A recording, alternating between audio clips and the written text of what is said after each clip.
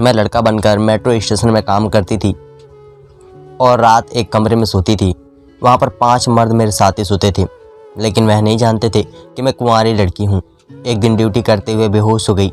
जब आँख खुली तो डॉक्टर बोले अगली रात जागती रही और बड़ी बारी बारी वह 5 आकर मेरे साथ कर रहे थे। आज मुझे काफ़ी देर हो चुकी थी क्योंकि मेरी कुछ दिनों से तबीयत बहुत अजीब सी रहने लगी थी। मुझे अपने आप पर बहुत कमज़ोरी और थका थका सा लग रहा था और मुझे लग रहा था कि ऐसा यकीनन लगातार हो रहा है और कम से ज़्यादा होने की वजह से हो रहा था। मेरे साथ के बाकी लोग अपने कामों पर जा चुके थे। मैं तेज़ी से नाश्ता करके तैयार होने लगी, मगर इसमें भी मुझे अच्छा खासा वक्त लग गया था क्योंकि मैं तैयार होने में काफ़ी वक्त लेती थी और मुझे अपना पूरा हुलिया बदलना पड़ता था। मर्दाना लिबास पहनकर खुद को जाहिर तौर पर अच्छा खासा बदल कर जब मैं खुद को शीशे में देखा तो हमेशा की तरह मायूस हो गई, क्योंकि इतना कुछ करने के बाद भी मेरे चेहरे की खूबसूरती ऐसी ही थी जो सबका ध्यान मेरे ऊपर ले आई थी। मैं सर जाकर तक भागकर घर से बाहर निकली। काम पर जाते हुए मैं भी खुद पर बहुत से मर्द के नज़र अपने ऊपर महसूस की थी। मुझे इस बात का बहुत अफसोस हुआ था। इस दुनिया में खूबसूरत मर्द भी मैं पूछ नहीं है, मगर फिर भी मेरे लिए एक लड़की के तौर पर सबके बीच में पर्दा रहने में बेहतर यही था कि मैं लड़का बनकर बाहर निकलूं। मैं मेट्रो स्टेशन पहुंचकर अपना काम करने लगी। काम के लिए मुझे अपनी गिरी तबीयत महसूस करके भी नज़रअंदाज करना पड़ा, लेकिन मुझे कि मेरी हालात महसूस करके भी नज़रअंदाज करना पड़ा। मेरी हालात ज़्यादा ना बिगड़ जाए और मेरे डर के ऐसी रोज़ इस सच साबित हुआ था। मुझे काम करते करते चक्कर आए और मैं जी में लगने लगा। मैं भागकर वॉशरूम में पहुंची और मुझे उल्टी आने लगी और जो थोड़ा बहुत मैंने खाया था वह सब निकल गया। मैं ध्यान से तरफ बैठकर सोच रही थी कि इस हाल में काम पर वापस कैसे जाऊंगी। इस रोग मैंने किस तरह अपनी ड्यूटी पूरी की और फिर एक रोज़ की छुट्टी की दरख्वास्त की। मुझे छुट्टी बहुत मेहनत से मिलती थी। छुट्टी लेकर मैं क्वार्टर के बजाय सीधा अपने घर पहुंची थी। इसमें से जब मैं पहुंची तो मेरे बाबा भी घर पर ही थे और वह मेरी हालात देखकर नाराज़ होने लगे थे। मैं ऐसे भेस बदल कर काम कर रही थी, मगर मेरा साथ ज़्यादा समय तक चुप नहीं रहा और मैं किसी भी रोज़ रंगे हाथों पकड़ी जाऊंगी। बाबा मुझे ऐसे वक्त में आने से पहले नौकरी छोड़वाने पर मजबूर कर रहे थे, मगर मेरे पास यह आखिरी हल था। इसलिए मैं बाबा को चुप कराते सुनती रही, मगर असर ऐसा नहीं लिया। बाबा मुझे देखकर गुस्से से निकल गए। मैंने पेट भरकर खाना खाया और दवा लेकर सो गई। मेरे ख्याल में मेरी हालत थकान और कमज़ोरी की वजह से थी, इसलिए अच्छी खुराक और अच्छी नींद लेने के बाद मैं बेहतर हो जाऊंगी। मेरा ख्याल काफ़ी हद तक ठीक था, मगर मैं यह नहीं जानती थी कि मुझे अचानक से इतनी थकान और कमज़ोरी क्यों होने लगी है। ना मेरा काम इतना ज़्यादा था और ना ही मेरा काम थकने वाला था और ना ही खाने पीने में कमी थी, और कुछ वक्त पहले तब सब ठीक ठाक ही और सेहतमंद थी। अगले रोज़ मेरी हालात सही थी। मैं सारा दिन कुछ ना कुछ खाती रहती थी ताकि कमज़ोरी दूर हो जाए। मुझे अगले दिन वापस काम पर जाना था। मैं बहुत ज़्यादा आराम कर रही थी, आराम भी नहीं कर सकती थी, इसलिए रात का खाना खाकर मैं वापसी की तैयारी बांध ली। मेरे बाबा घर पर ही थे। मुझे लगा कि शायद मुझे रोकेंगे, लेकिन वह खामोश रहे और मैं घर से रवाना हो गई। अभी मैं रास्ते में ही थी कि मुझे फिर से तबीयत ख़राब होने की महसूस लगी। क्वार्टर पहुंचने तक मैं निहाल हो चुकी थी। मैं बिस्तर पर गिरती हुई मुझे अपनी हालात पर रोना आ गया था। मैं ऐसी हालात में गिर गई थी जिसमें ना मैं काम कर सकती थी, ना ही आराम कर पा रही थी। ना जाने मुझे अचानक से ऐसा क्या हो गया था। मेरे क्वार्टर में रहने वाले लड़कों में से एक रोहित नाम का लड़का था। मेरा अक्सर ख्याल रखता था और करीब रहता था। जब मैं इस हालात में वहाँ पहुँचकर बिस्तर पर गिरी तो पूरा रोहित ने मेरा ख्याल रखा और मुझे दवा ला कर दी, जिसे खाकर मुझे उस वक्त आराम आ गया था। लेकिन मेरी हालात दिन ब दिन बेहतर होती जा रही थी। मुझे अक्सर उल्टी लग जाती और चक्कर आने लगते थे और मैं डॉक्टर के पास जाकर चेकअप कराने का सोच रही थी कि एक रोज़ काम के दौरान ही मेरी तबीयत बुरी तरह बिगड़ गई और मैं वहीं बेहोश होकर गिर गई। मुझे अस्पताल पहुंचाया गया। डॉक्टर के इलाज के होश में आई। डॉक्टर मेरा चेकअप कर रहे थे। मुझे जगा हुआ पागल डॉक्टर है, उससे मुझे मेरे बारे में सवाल करने लगी। तुम्हारी जो हालात है इसे देखकर मुझे तो लगा तुम सादे लड़की हो, मगर तुम तो कुंवारी लड़की हो। तो यह सब में से इन डॉक्टर की बात नहीं समझ पा रही थी, तभी मैंने रोक कर सवाल किया कि मेरी इस हालात की वजह क्या है। खाने की अच्छी खुराक देती हूँ, और चक्कर क्यों आ रहा है।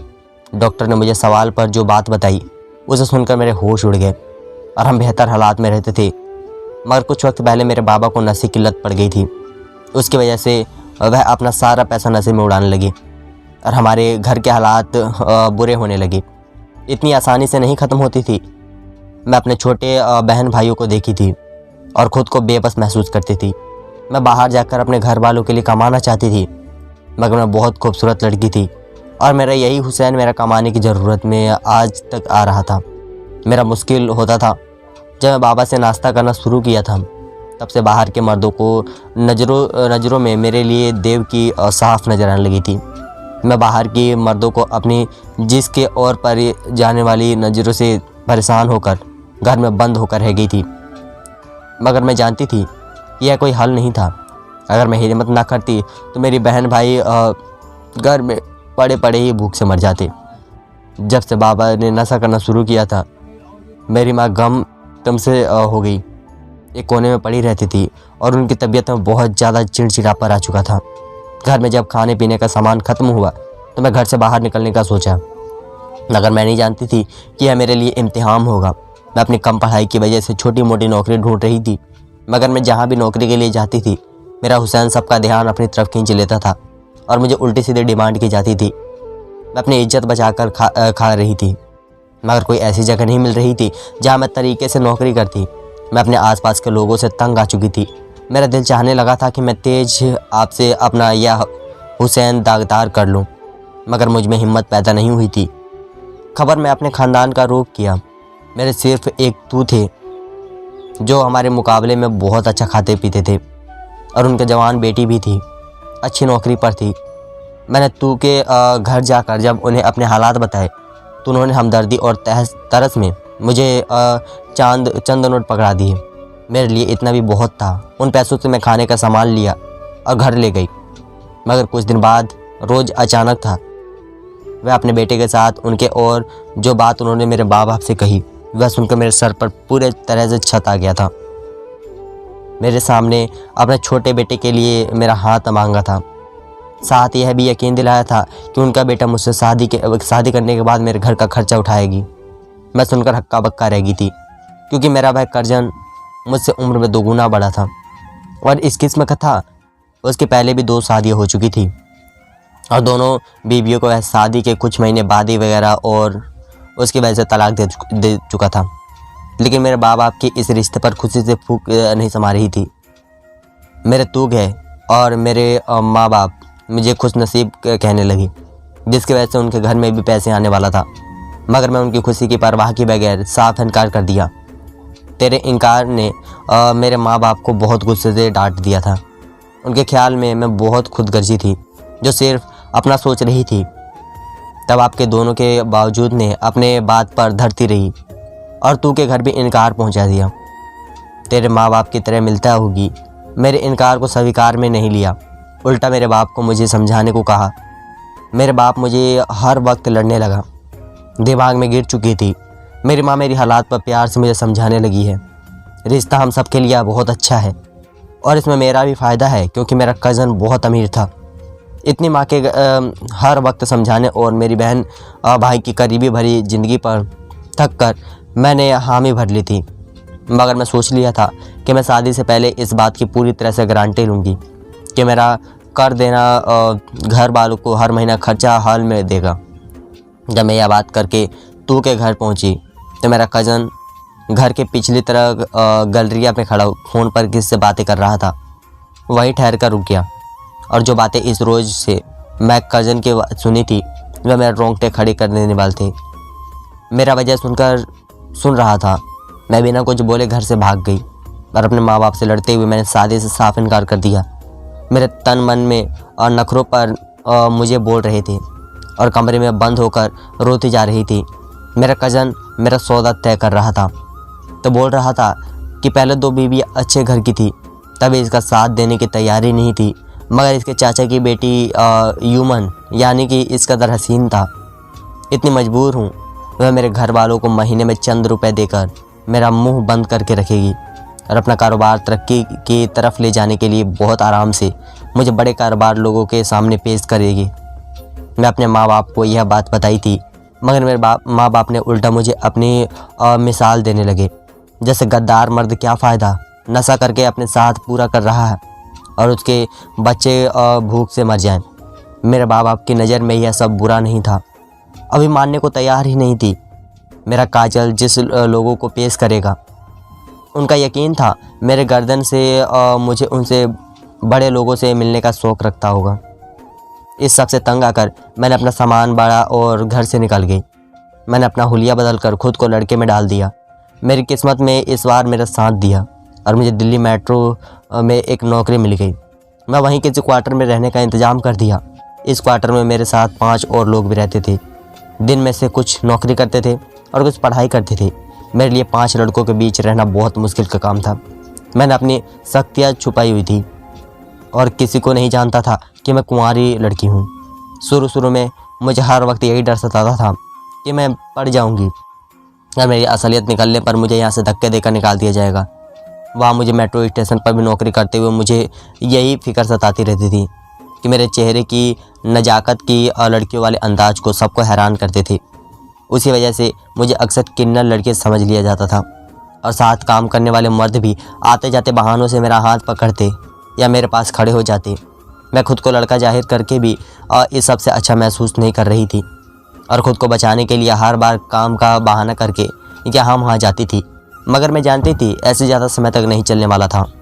वह रोज़ मेरा सर सामने आ ही जाता, क्योंकि मैं एक लड़की थी और लड़कियों के बहुत से ऐसे मसले होते हैं जिनसे वह चाह कर भी पीछे नहीं छोड़ सकती और मुझे बहुत संभाल कर कदम उठाना पड़ता था।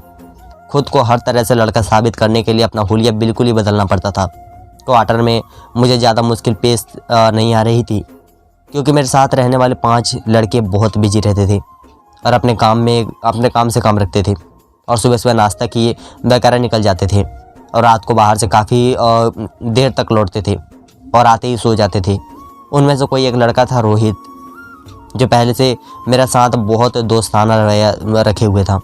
रोहित यूनिवर्सिटी में पढ़ता था और उसका ताल्लुक़ कानपुर शहर में था। वह खाते पीते घर का लड़का था। इसमें 3 बड़ी बहन थी जो शादीशुदा थी और एक इकलौता भाई था। उसके खाने पीने के पहनने उड़ने को देखकर मुझे हैरत होती थी, क्योंकि किसी भी अच्छे हॉस्टल में रह सकता था, मगर उसने इतने लोगों के साथ एक क्वार्टर में रहने का क्यों सोचा था। इसका कहना था कि वह आज़ाद रहना पसंद करता था और उसकी नज़र में यहाँ रहना है उसकी आज़ादी थी। मैं क्वार्टर में रहते हुए सबसे फैसले पर रहती थी, पर कोशिश करती थी कि जब वह सब सो जाएं तब मैं सोऊं और उनके जागने से पहले जाग जाऊं और निकल जाऊं। मैं अपने कोशिश में काफ़ी हद तक कामयाब रहती थी, मगर मुझे कभी देर भी तो हो जाती थी। लेकिन मैं यकीनन से भी, क्योंकि वहाँ रात गुजार कर कोई मसला नहीं होता था, मगर काम पर आकर मैं अभी उन मसलों से गिर गई होती थी। मुझे बहाने से अक्सर काम पर बोलकर अलग अलग खर्चे दिया। मेरे घर वाले ने मुझे बहुत नाराज़ थे, क्योंकि मेरे सामने उन्हें पूरा ख़ानदान के सामने बुरा भला कहकर हमेशा के लिए उनसे रिश्ता ख़त्म कर लिया था। मोहल्ले घर में यही मशहूर हो चुका था कि मैं किसी आशिक के साथ घर से भाग चुकी हूँ। मुझे किसी की परवाह नहीं थी, क्योंकि मुश्किल वक्त में उनसे भी किसी ने हमारा साथ नहीं दिया था और मैं उन सब की वजह से आज ऐसे हालात का सामना कर रही थी जिससे मेरा हाल हमारा घर से गुजारा था। मेरा बाप मुझे बुरा भला कहने लगा और मुझे सवाल करने लगा कि मैं पैसे कहाँ से और कैसे कमाती हूँ। मैं झूठ का सहारा लिया और घर वालों से कहा कि बस हॉस्टेज की नौकरी कर रही हूँ। मेरी माँ ने मेरा यकीन कर लिया, मगर मेरे बाबा मुझ पर शक करते रहे और सब काम छोड़कर टॉप जाकर माफ़ी मांगकर जोर देने लगी। मेरे बाबा भी यही सोचते थे कि मैं अपने कज़न से शादी कर लूँ। शायद मेरे कज़न ने मेरे बाप को दूसरी पट्टी पढ़ा दी थी, जिसकी वजह से वह रख बेटी की मुश्किल में समझाने की तैयारी न दे। मैं खामोशी से घर में खाने पीने का सामान बराबर किया और छोटी बहन भाइयों को कुछ पैसे देकर वापस लौट गई। इस तरह हर महीने खामोशी से जाती और घर वालों की उनकी ज़रूरत का सामान लेकर दे देती। इस सब से मेरी माँ की नाराज़गी आहिस्ता आहिस्ता दूर होने लगी और वह मेरे घर जाने पर मेरे लिए अच्छे अच्छे खाने बनाकर मेरा इंतज़ार करती थी और इसके इलाके से भी मेरे लिए दूध की बोतल खरीद कर मुझे हर बार साथ देती थी, ताकि मैं अपना और अपनी खुराक का भी ख्याल रखूं। मुझे लगता था कि कम से कम घर में अब कोई मसला बाकी नहीं रहा और सब खुश रहने लगे हैं। मगर मेरी यही सोच जल्दी ख़त्म नहीं होने वाली थी। एक बार जब मैं हमेशा की तरह तनख्वाह लेकर घर पहुंची तो घर का सुकून देखकर गम ज़्यादा हो गई। मेरे बाबा ने घर में बहुत शोर मचाया हुआ था और चीज़ उठा उठा कर फेंक दी थी। सब पर सीख रहे थे। मैं सामने गई तो मुझे देखते ही मुझे बोलने चले गए। मेरी माँ मुझे बढ़ाने की कोशिश कर रही थी कि मैं घबरा गई थी। ना जाने बाबा को क्या हो गया था जब अपने गुस्से से भरी जवाब ने ही मुझे गुमसुम कर दिया था, क्योंकि मेरे बाप को पता चल गया था कि मैं लड़का बनकर मेट्रो स्टेशन पर नौकरी कर रही हूँ। मैं हिरर थी कि मेरे बाप को यह बात किसने बताई थी, क्योंकि बाबा का कहीं दिल्ली शहर में जाना नहीं हुआ था। मेरे बाबा ने फिर से मुझ पर दबाव डालना शुरू कर दिया कि मैं मेट्रो स्टेशन की नौकरी छोड़कर बाबा के साथ ताऊ के घर जाऊं और उनसे माफ़ी मांग लूं। मैं भी इस बात पर राज़ी नहीं थी, लेकिन बाबा मुझे डरा धमका रहे थे। वह मेट्रो स्टेशन पर जाकर मेरी असलियत सबको बता देंगे। मैं जो हर बार एक रात पर रुकी थी, इस बार पहले रोज़ की मुझे वापस आना पड़ा, क्योंकि मेरे बाबा का बहुत ही सीखना चिल्लाना मुझे परेशान कर रहा था। मेरी माँ ने मुझे कुछ खाने बनाकर टिफ़िन में दिए और दूध की बोतल पकड़ा दी। इस रोड में वापस जाते हुए सारे हफ्ते रोती रही। अब मैं जानती थी कि मेरी माँ मेरे बाप की हरकतों का एहसास काम करने की कोशिश करती है। मैं इतनी बेरहम दिल हो गई थी कि अब सोच लिया था कि दोबारा घर कभी नहीं जाऊंगी, मगर किस्मत को कुछ और ही मंजूर था। इसी बार घर लौटते पर 2-3 हफ्तों बाद मेरी तबीयत ख़राब रहने लगी। मैं रोज़ाना ही थकान और कमज़ोरी का शिकार रहने लगी थी। मैं कुछ रोज़ तो अपनी तबीयत ख़राब को नज़रअंदाज कर रही थी, मगर मेरी हालात बहुत ख़राब हुई और मुझे उल्टी आने लगी तो मुझे घर जाना पड़ा था, क्योंकि तबीयत ख़राब होने पर मैं होश और आवाज़ से बेगानी होकर क्वार्टर में सो नहीं सकती थी। मुझे डर था मेरी लापरवाही से मेरी असलियत मेरे साथ रहने वाले हर लड़कों का खुल जाती।